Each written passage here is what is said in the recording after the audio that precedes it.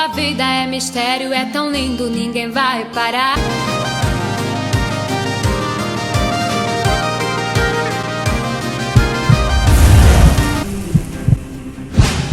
Pego logo minha Bíblia, quero aprender. Totalmente para a escola dominical.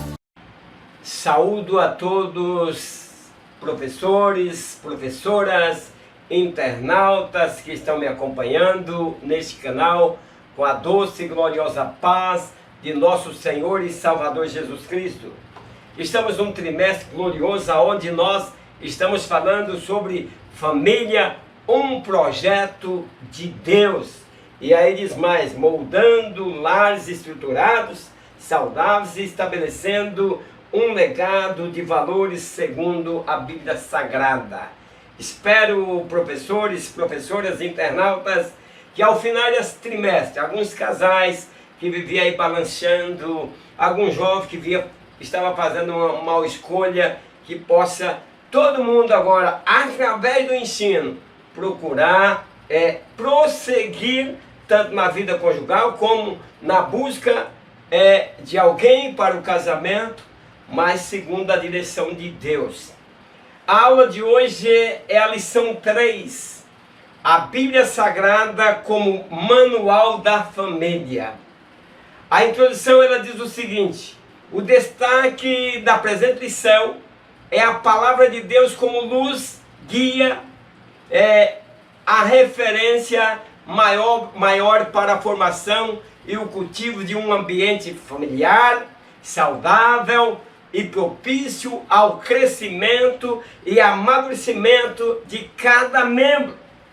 E aí contribuindo assim para que cada família seja um agente de testemunho cristão perante a sociedade.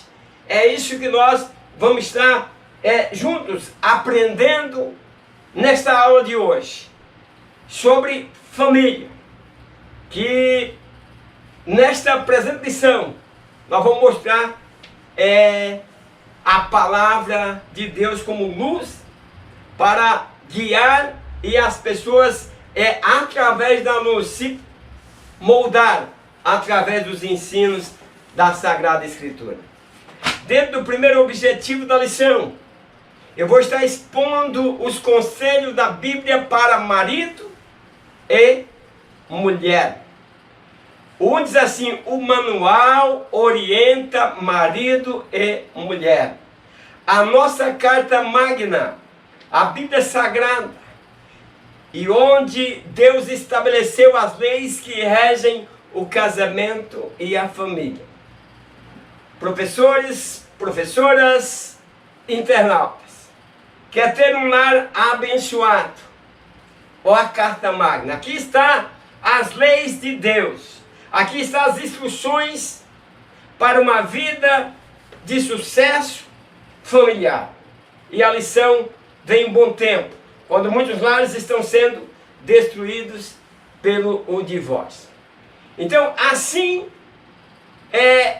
como antes de usar um equipamento, nós devemos pegar aquele equipamento e antes de estar ali colocando em funcionamento, ler o manual, que vai estar ensinando como você fazer para que aquele produto não venha ter problema. Então aqui está o manual para o casamento. Antes de casar, ou antes você que é casado, antes de levar uma confusão mais adiante, ou uma separação, olhe o manual para que você possa fazer a coisa certa. Então é por isso que o povo de Deus deve também, em relação à família, ter consciência e buscar na palavra de Deus princípios a serem aplicados na vivência diária da família, pois só assim teremos bons resultados. O 1.1 diz assim: ensinos para os maridos. Nós vamos ensino para os maridos, depois nós vamos ensino para as esposas. Cada marido deve amar a sua mulher e não tratá-la asperadamente.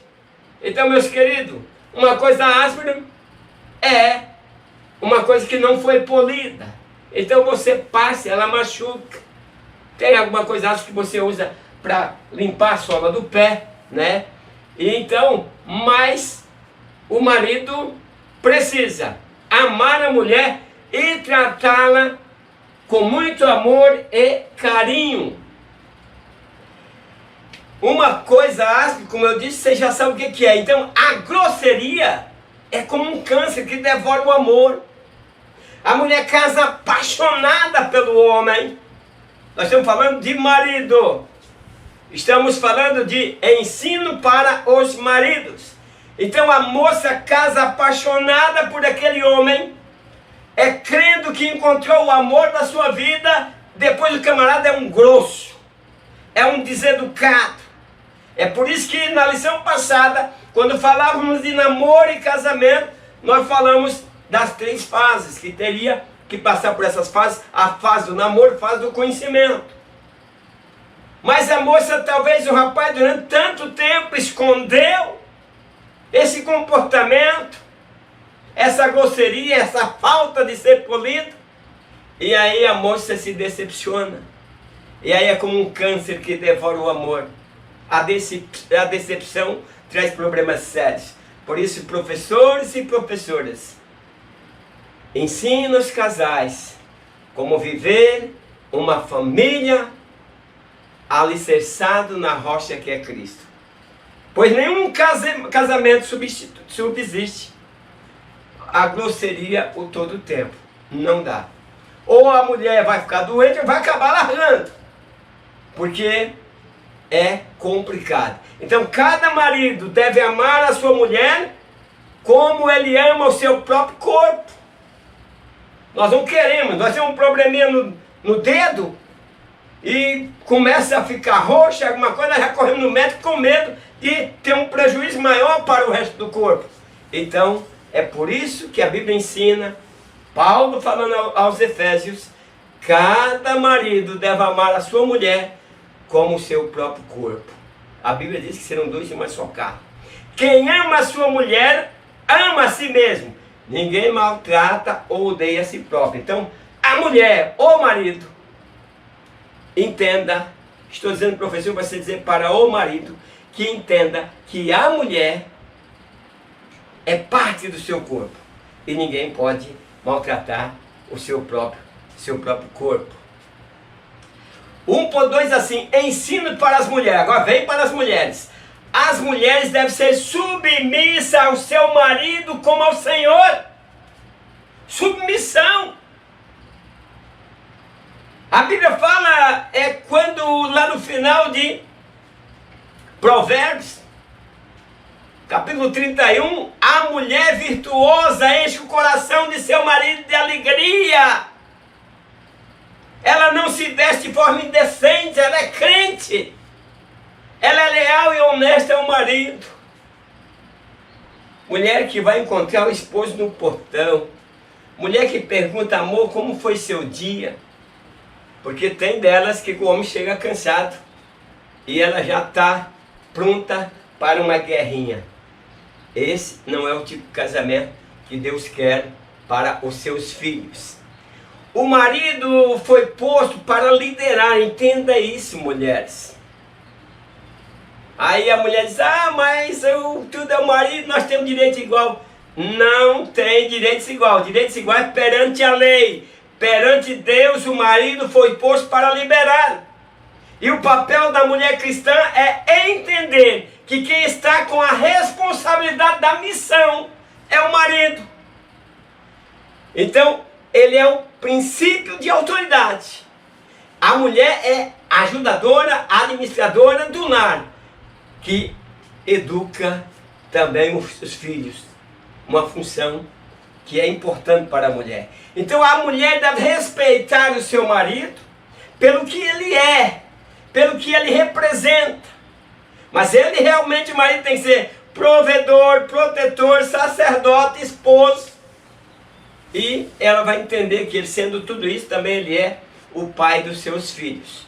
1.3 diz o seguinte: ensinos para o casal. Falamos para o marido, falamos agora para a mulher, E agora no ponto 3 nós vamos falar para o casal. O marido deverá pagar à mulher o que é devido. E da mesma sorte a mulher pagar o marido, suprindo as suas necessidades sexuais. Sem esquecer que estamos falando daquilo que é legítimo perante a Bíblia. Então, tem casais que parece que não lê a Bíblia. Então, Paulo está ensinando que a mulher não tem poder sobre o seu próprio corpo. Após casada, após passar pela fase que nós vimos na lição passada, namoro, noivado e casamento. Agora, dentro do casamento, a mulher já não tem poder sobre o seu próprio corpo. O corpo da mulher pertence ao marido e o corpo do marido pertence à mulher. Nenhum tem o direito de rejeitar um ao outro. Você casou, sendo mulher, casando com homem, sabendo que vocês teriam, dentro do processo do casamento, de se relacionar sexualmente e negar o relacionamento às carícias íntimas sexuais. Ou seja, privar um ao outro. Se não for por consentimento dos dois, é roubo. Paulo disse isso. Para que ninguém desfraudeis um ao outro. Então, pare com esse negócio. De hoje não, hoje amanhã também não, porque isso faz com que abra uma brecha para que o marido ou a mulher possa estar cobiçando coisas lá fora. E muitas vezes eu penso, que muitas vezes como é punido o homem ou a mulher que cai em adultério, também deveria verificar se também o esposo ou a esposa, o marido ou a mulher daquele que traiu, não merecia também passar por uma disciplina. Porque talvez por causa desse desse relacionamento do casal que é legítimo, negado, um acaba caindo em tentação. Então cuidado também com outra coisa. A aula, meus queridos professores e professoras, é para nós abrir com cuidado, mas mostrando que o casal deve viver dentro do foco, ser luz, porque resplandecendo a luz de Cristo. Então Romano diz, cuidado. Paulo diz que em um corpo temos muitos membros, mas nem todos os membros têm a mesma função. Eu já vi história de presbítero agindo como incrédulo, deixando o uso natural da mulher e praticando aí promiscuidade.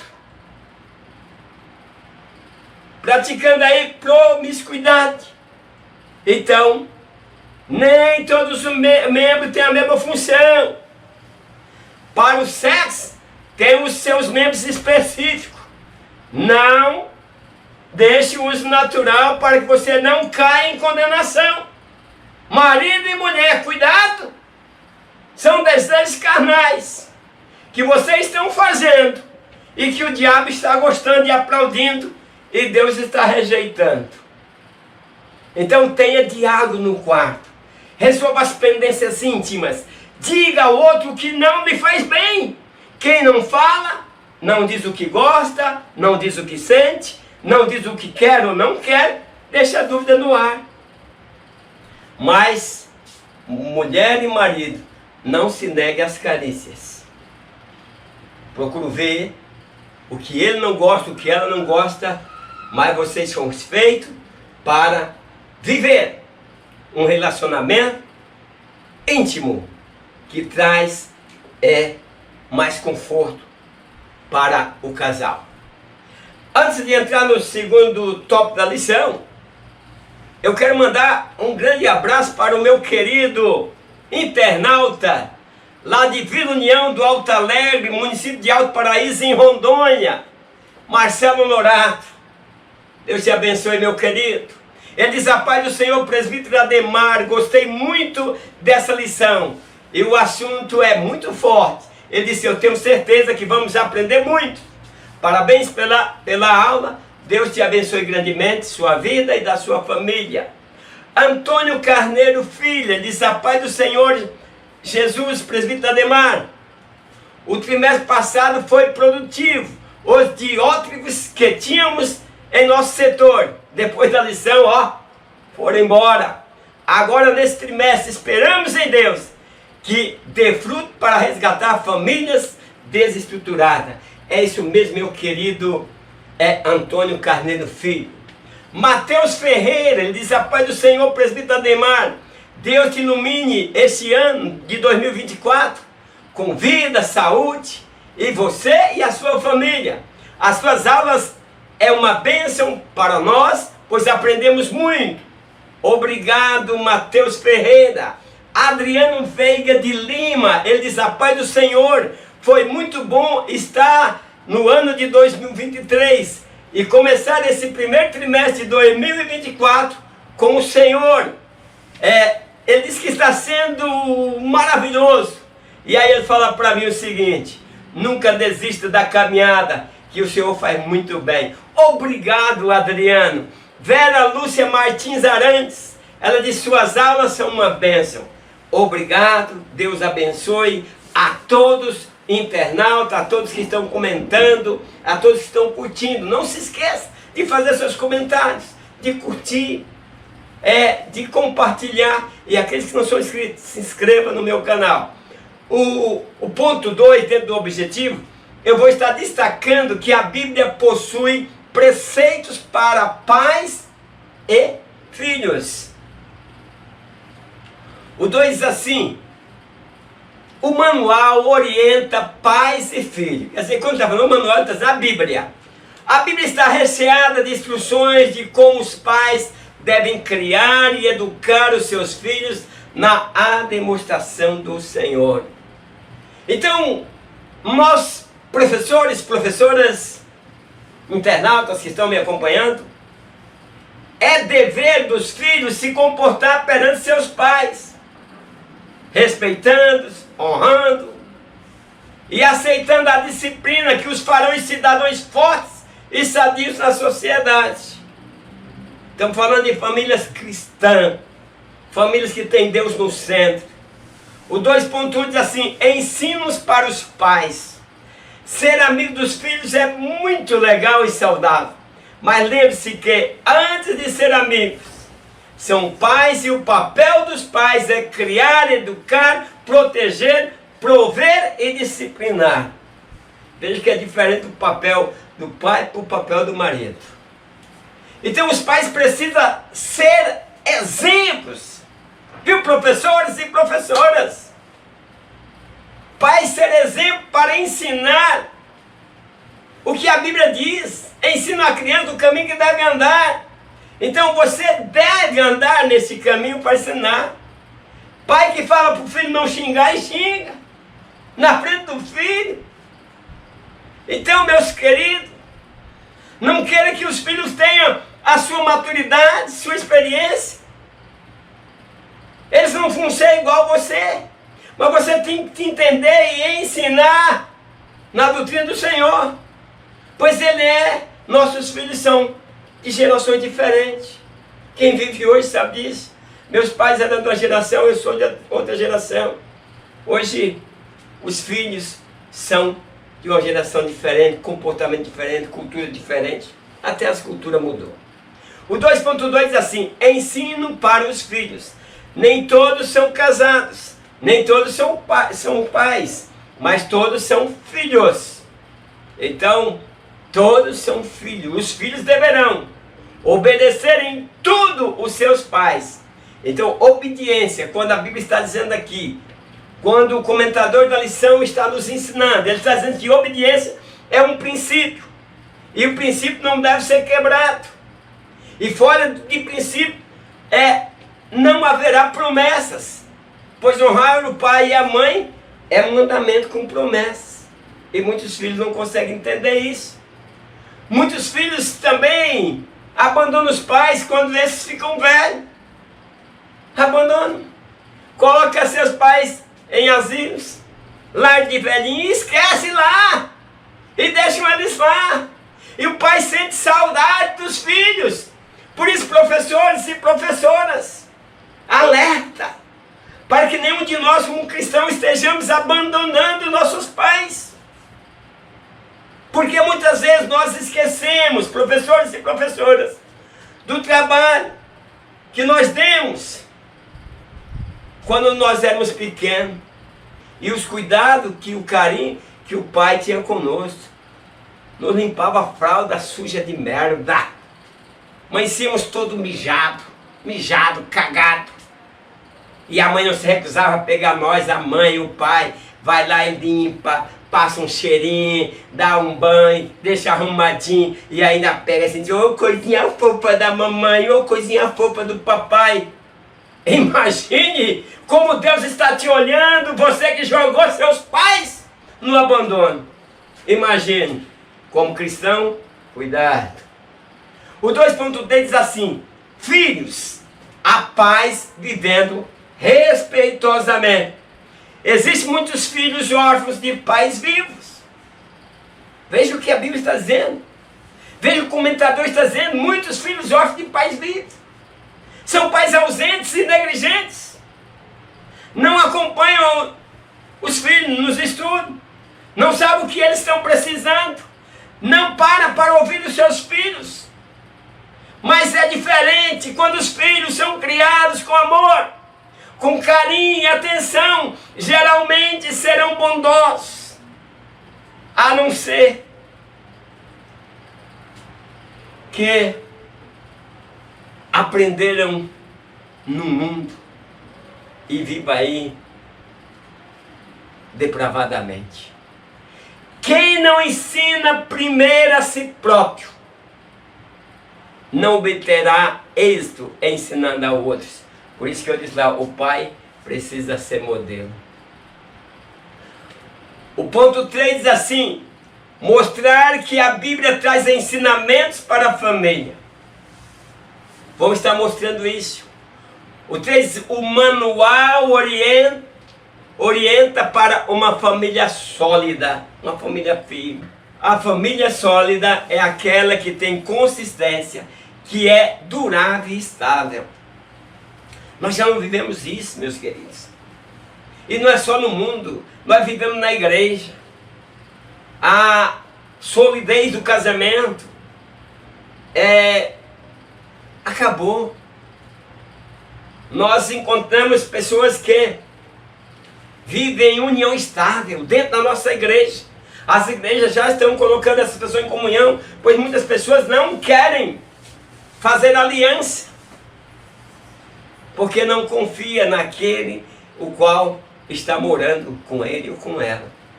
Então, precisamos olhar para as Escrituras. Então, um casamento sólido é aquele casamento que está edificado na rocha. E aí por isso o casamento é seguro. Problema, tem problema, todo casamento tem problema. Quem dizer que não tem problema no casamento? Eu não acredito, eu sinceramente não acredito. Por quê? Porque são dois diferentes que se encontraram. Um resolvendo a situação do outro. É por isso que dá certo. Então não se desfaz facilmente com crise, nem com tempestade, nem com enxurrada, nem com ventos contrários. Então é preciso entender, o 3:1 diz assim, ensinos para uma vida familiar duradoura. O casamento não tem prazo de validade. Quando nós pegamos, principalmente o alimento, diz assim, verifique o prazo de validade dos alimentos antes do uso. Mas o casamento é o seguinte, você tem que entender que é uma aliança que você fez. Por isso, você tem que passar pelas fases que nós estudamos na aula anterior. Quer não segue a Bíblia e não tem garantia das suas promessas, pois ela ensina a indissolubilidade. Então, quem não suporta um ao outro prova que não tem amor no coração. Pois Mas a Bíblia diz, Paulo ensinando, ele diz que o amor tudo suporta. Quem não perdoa não será perdoado. Muitos casais vivendo relações tumultuadas por falta de perdão. Quem não tem acordo não pode andar junto com outras pessoas. A Bíblia diz, pode dois andar juntos se não estão de acordo. Então é por isso que o casamento vai se dissolvendo. Quem não esquece o passado não tem como prosseguir para o alvo. Filipenses 3 a 14. Tem pessoas que vivem presas lá no passado, meus queridos professores e professoras. A nossa vida é como, por exemplo, você teve vários percalços, vários problemas.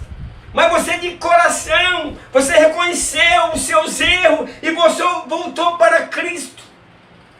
Se Deus passasse um filme na nossa vida e nós estamos olhando para o nosso passado e nós fosse querer ver o nosso passado, estava em preto, estava tudo apagado, porque o Senhor perdoou. Então, esposa, aprenda a perdoar o seu marido. Marido, aprenda a perdoar a sua esposa. Quem pede carta de divórcio está dissolvendo a família. Toma uma decisão particular e não tem respaldo bíblico. Nós olhamos esse assunto dentro da igreja, nós temos que levar com o maior cuidado.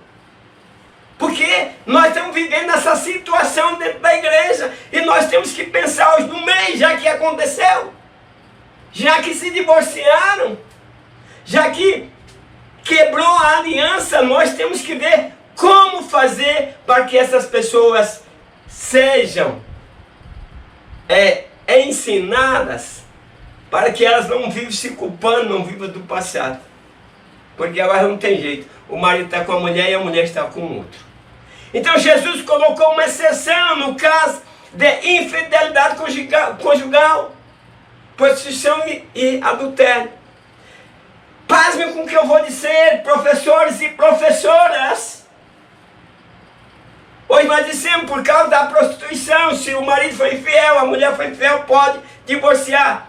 Mas a lei era o seguinte, a lei era só para as mulheres. Os homens tinham até amante no tempo da lei. Nós vemos o caso daquele que engravidou a sua própria nora. A nora ia morrer apedrejada, mas ela estava lá na outra cidade à procura de prostituta. Então, por isso que a lei agora foi substituída pela graça. E a graça é o seguinte: você tem, pela lei, a Bíblia diz que nenhuma carne conseguiria se salvar, porque era complicado. A lei não deixou de existir, mas a graça te faz vencer os desejos carnais. Porque agora Jesus, ele disse, olha, Moisés disse que podia dar carta de divórcio.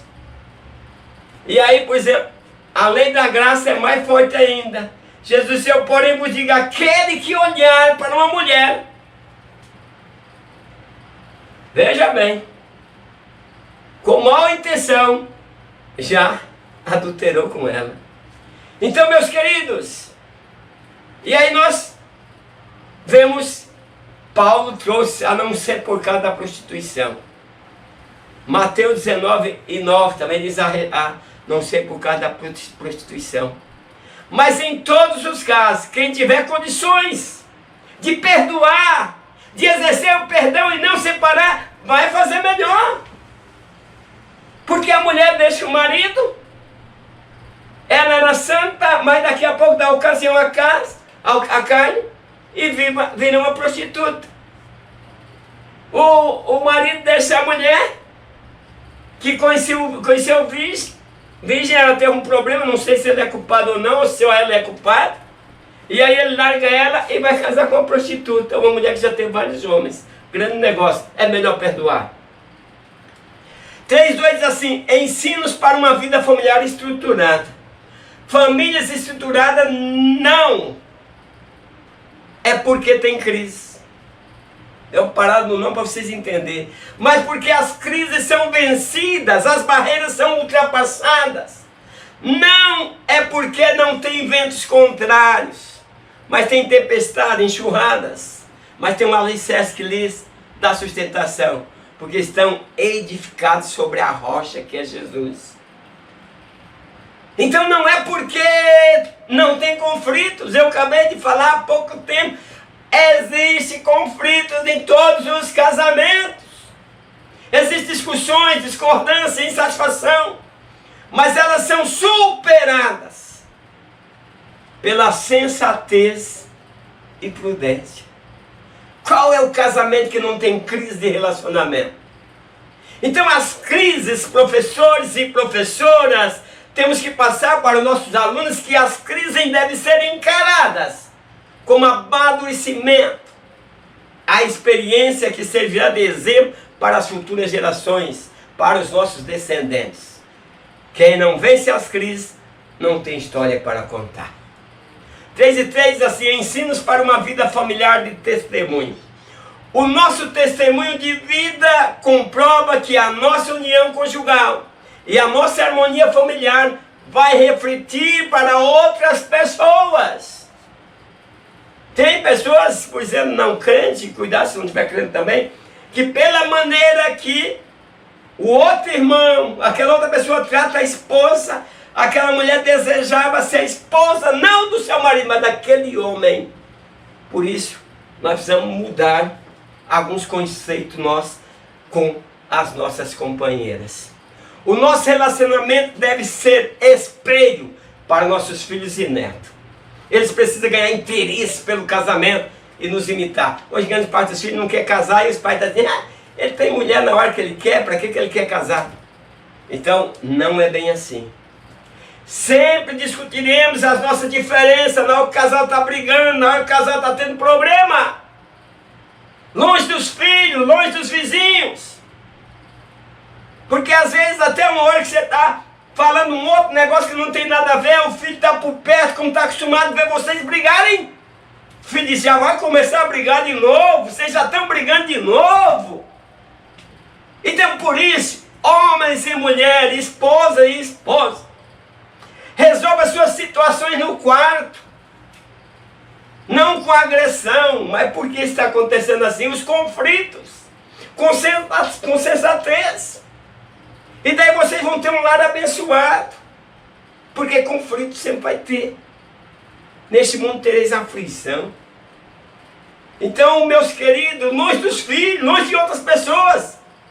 Principalmente longe dos vizinhos e longe de irmão da igreja. O irmão da igreja vai falar para o teu irmão. E daqui a pouco tua credibilidade está em baixa. Conclusão. Toda a palavra de Deus, como nosso guia na formação, cultivo, vivência familiar, ainda que não seja possível a vivência familiar em um ambiente totalmente isento de problemas, contudo é possível desfrutar da bênção e da presença, providência, proteção e do socorro de nosso Senhor Jesus Cristo em todo o tempo. Que Deus abençoe a todos, internautas, professores e professoras. E até a próxima lição, que continuamos falando do projeto de Deus, que é a família, um projeto de Deus. Então vamos falar na lição 4, vida conjugal, espelho do relacionamento de Cristo com a igreja. Deus abençoe a todos e até a próxima aula, na paz do Senhor.